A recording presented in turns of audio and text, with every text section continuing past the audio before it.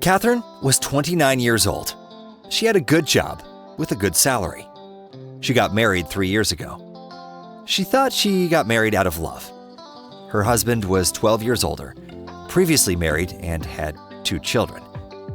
Peter left his first wife and children for Catherine specifically. Her family and friends told her not to marry Peter, but Catherine didn't listen. Their family life came together well, but there was just one thing missing: children.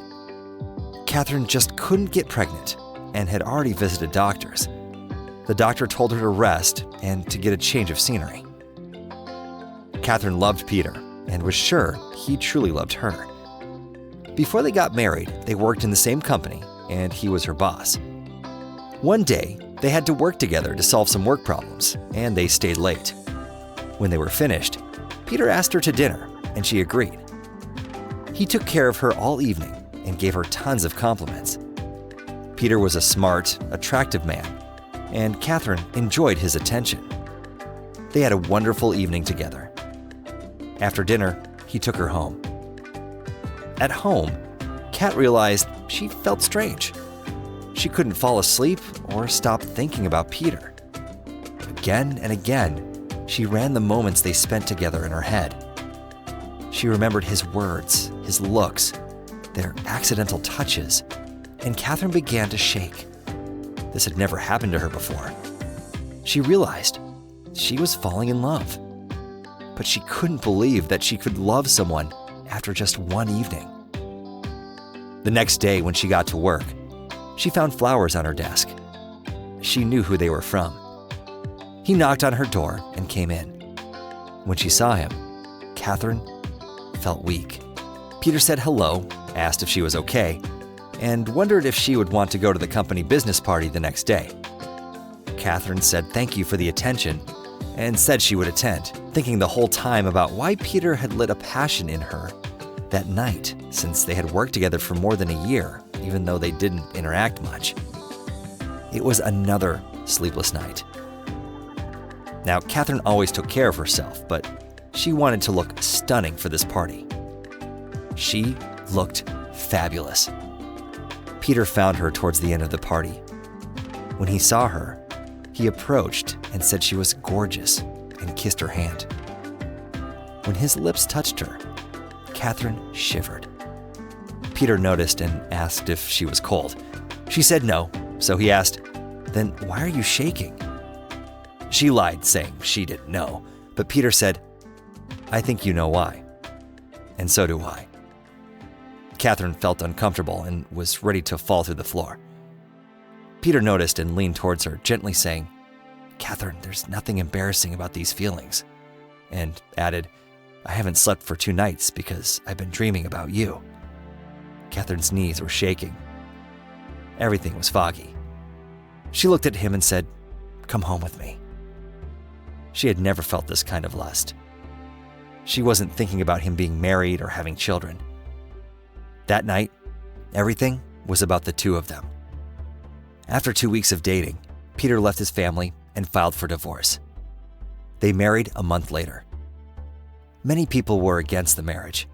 Her friends told her that since he could cheat on his first wife, where was the guarantee that he wouldn't cheat on her? Many people accused Catherine of breaking up a family, but she didn't listen to anyone.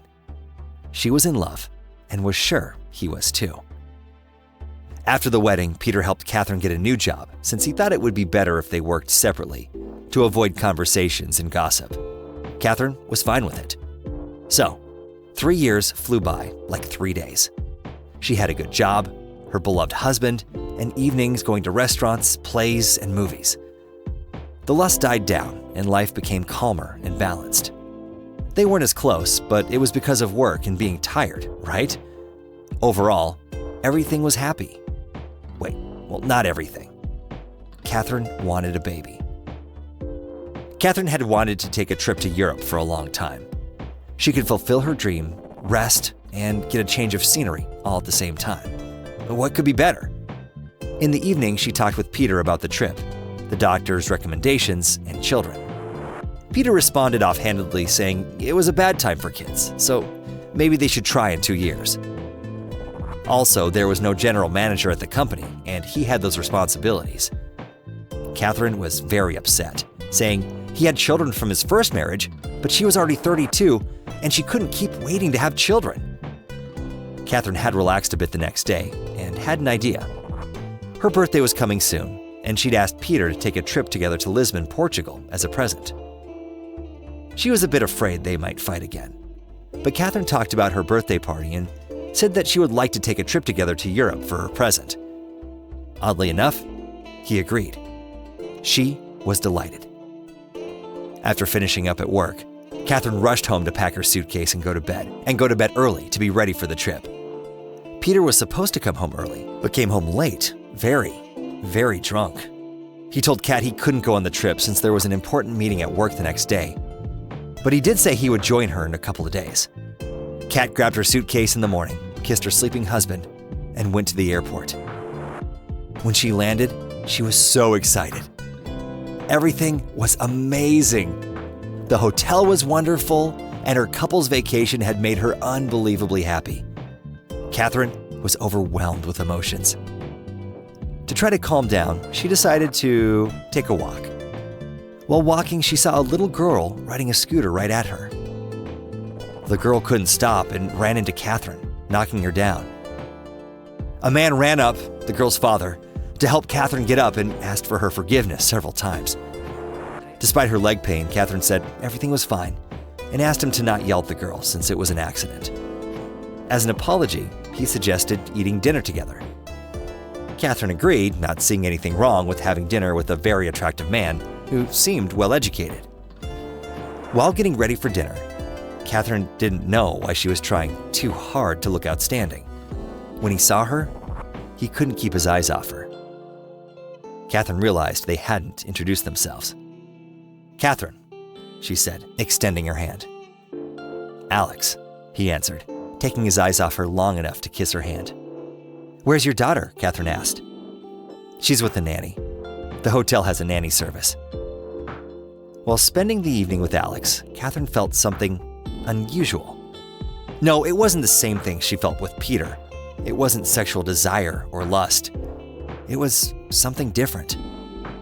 It was an unbelievable spiritual closeness, like finding a soulmate.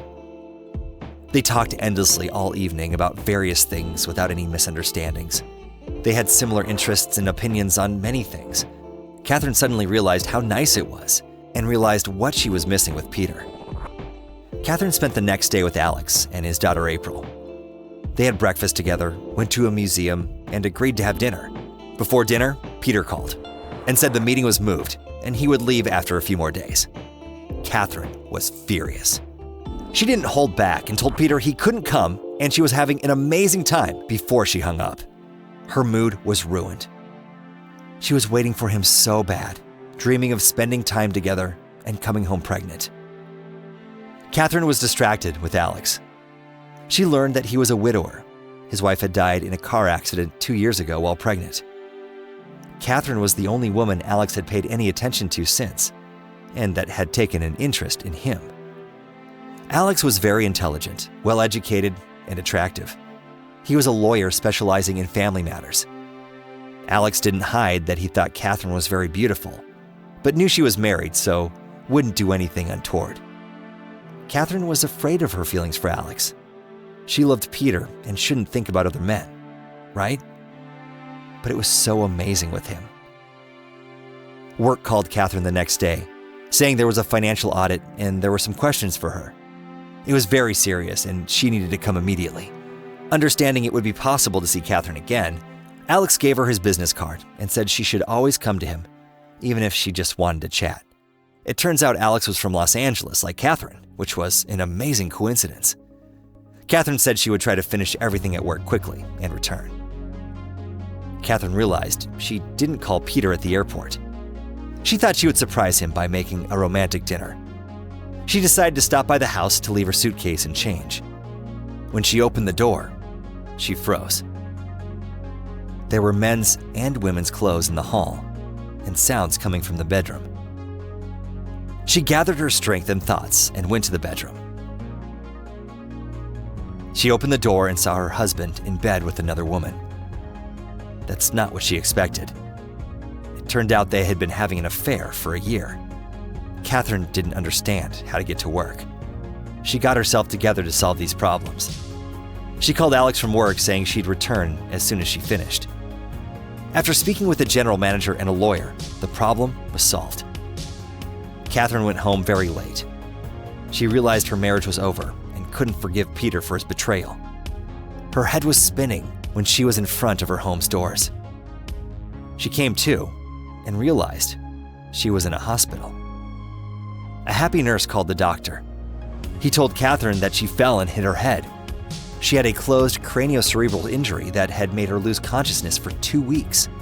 The doctors were worried she wouldn't wake up. When she heard it had been 2 weeks, Catherine jumped. The doctor said she wasn't to worry and asked the nurse to give her a sedative. Catherine woke up clearly understanding she wanted to be with Alex. There was a knock at the door and Peter came in with a huge bouquet. She wanted to say she wouldn't forgive him and to not even try, but that's not why he came. He came to ask for forgiveness and say goodbye. He admitted he had started cheating on her just after a year together. He also said he would always be bored with one woman and wanted variety. He probably couldn't love and wasn't made for family life. He also said he had all the divorce papers ready and she just needed to sign them. He had a job offering in a new branch in a different state and was leaving. He wished that Kat would get a good husband and be happy. After she got out of the hospital, she decided to find Alex. She got herself together and made an appointment with Alex through his secretary. When she arrived, she sat in the waiting room, very nervous. She didn't know how he would react since she hadn't returned to Portugal. When the secretary invited Catherine in, she could feel the ground beneath her and entered the office. When he saw her, Alex was shocked, but was reserved and even a little cold. Catherine told Alex everything, and after hearing her story, he lightened up. He hugged her shoulders and said he didn't look for her thinking everything worked out with her husband, and he didn't want to interfere. He looked at her in a way that she couldn't hold back, and she kissed him. Alex said she should move in with him, and she agreed. Catherine gave birth to twins a year later. Now, she had everything she needed. Well, almost everything. Now, she needed dogs.